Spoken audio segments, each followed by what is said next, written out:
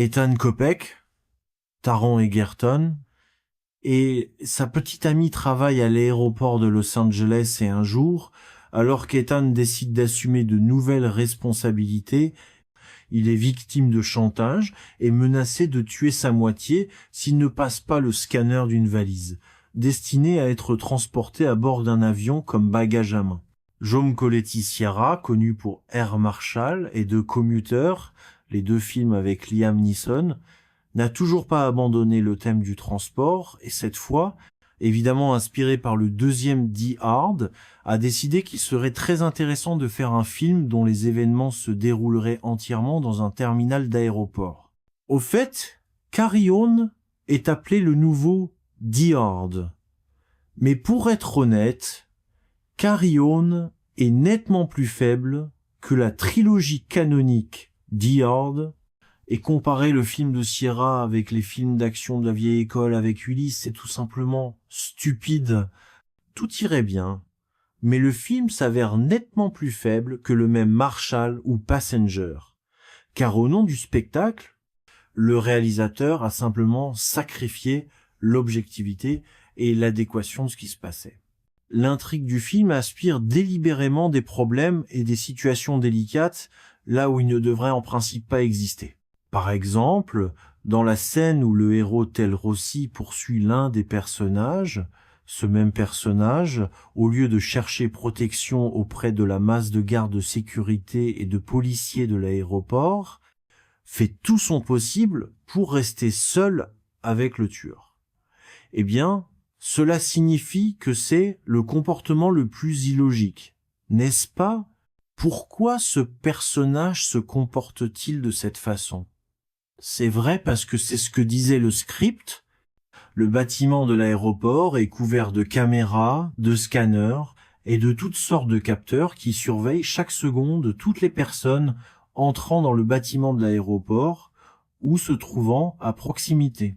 Il n'y a aucune chance que les héros se retrouvent complètement seuls dans la zone de tri des bagages, sur le parking ou ailleurs. Eh bien, le personnage principal ne peut pas facilement changer de tasse sans se faire prendre en photo avec son comportement étrange. Surtout lorsqu'une telle substitution se produit au niveau du convoyeur et du scanner, qui doivent être sous la surveillance étroite des caméras. En général, l'aéroport ressemble à un endroit où vous pouvez faire ce que vous voulez et rien ne vous arrivera pour cela.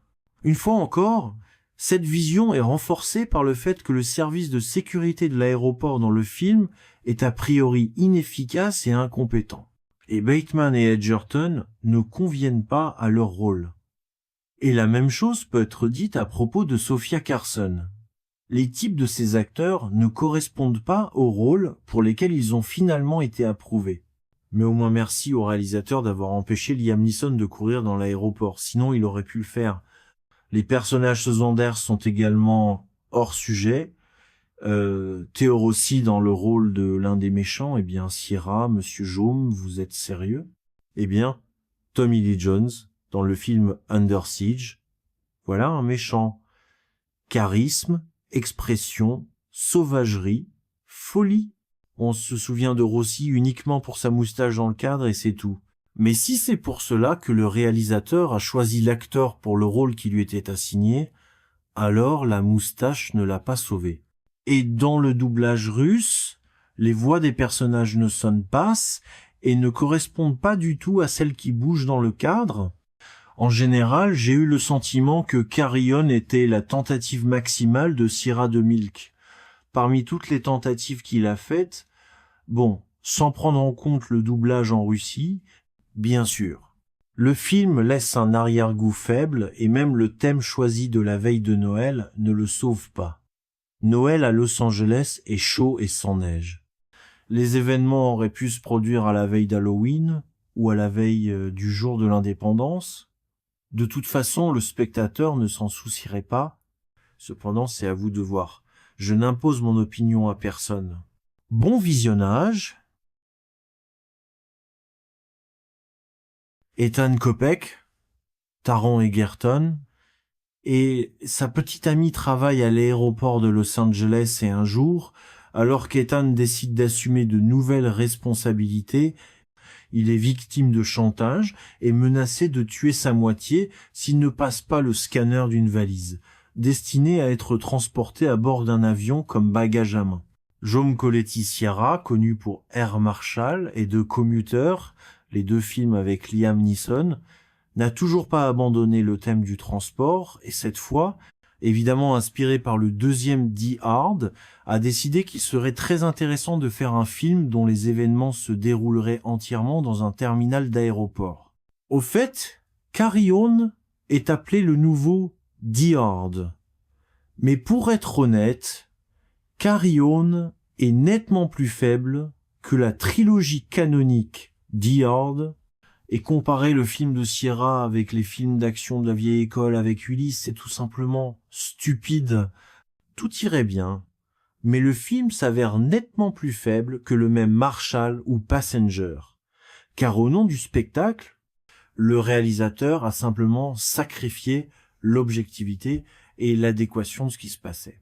L'intrigue du film aspire délibérément des problèmes et des situations délicates là où ils ne devraient en principe pas exister.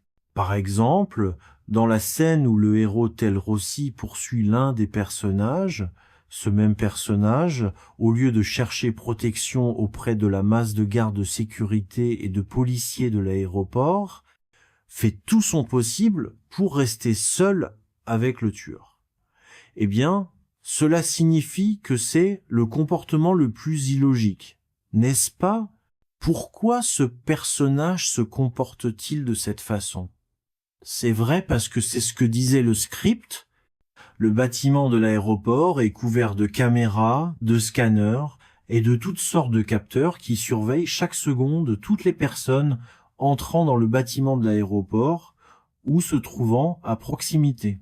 Il n'y a aucune chance que les héros se retrouvent complètement seuls dans la zone de tri des bagages, sur le parking ou ailleurs.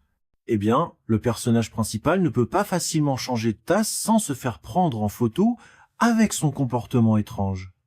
Surtout lorsqu'une telle substitution se produit au niveau du convoyeur et du scanner, qui doivent être sous la surveillance étroite des caméras.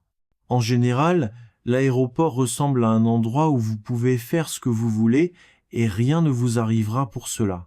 Une fois encore, cette vision est renforcée par le fait que le service de sécurité de l'aéroport dans le film est a priori inefficace et incompétent. Et Bateman et Edgerton ne conviennent pas à leur rôle. Et la même chose peut être dite à propos de Sophia Carson. Les types de ces acteurs ne correspondent pas aux rôles pour lesquels ils ont finalement été approuvés. Mais au moins merci au réalisateur d'avoir empêché Liam Neeson de courir dans l'aéroport, sinon il aurait pu le faire. Les personnages secondaires sont également hors sujet. Theo Rossi dans le rôle de l'un des méchants, eh bien Sierra, Monsieur Jaume, vous êtes sérieux? Eh bien, Tommy Lee Jones dans le film Under Siege, voilà un méchant. Charisme, expression, sauvagerie, folie. On se souvient de Rossi uniquement pour sa moustache dans le cadre et c'est tout. Mais si c'est pour cela que le réalisateur a choisi l'acteur pour le rôle qui lui était assigné, alors la moustache ne l'a pas sauvé. Et dans le doublage russe, les voix des personnages ne sonnent pas et ne correspondent pas du tout à celles qui bougent dans le cadre. En général, j'ai eu le sentiment que Carry-On était la tentative maximale de Sierra de Milk. Parmi toutes les tentatives qu'il a faites, bon, sans prendre en compte le doublage en Russie, bien sûr. Le film laisse un arrière-goût faible et même le thème choisi de la veille de Noël ne le sauve pas. Noël à Los Angeles est chaud et sans neige. Les événements auraient pu se produire à la veille d'Halloween ou à la veille du jour de l'indépendance. De toute façon, le spectateur ne s'en soucierait pas. Cependant, c'est à vous de voir. Je n'impose mon opinion à personne. Bon visionnage